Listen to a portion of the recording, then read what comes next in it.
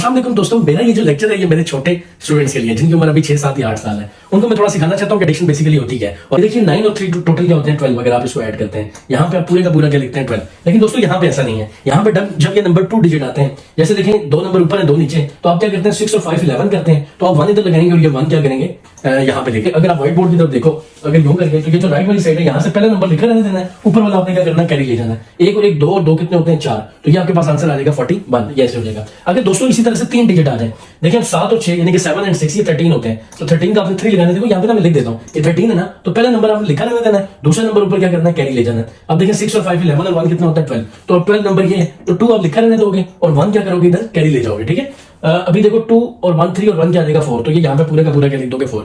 तो उम्मीद है दोस्तों और प्यारे बच्चों आपको ये समझ आई होगी। अगर आपको समझ आई है तो मेरी वीडियोस को देखते भी रहें और मेरे YouTube चैनल जिसका नाम खुरम फाउंडेशन है उसको YouTube पे जाकर सब्सक्राइब भी करें और वहां पे वीडियोस जो है लगातार देखते भी रहें। So thank you very much. अस्सलाम।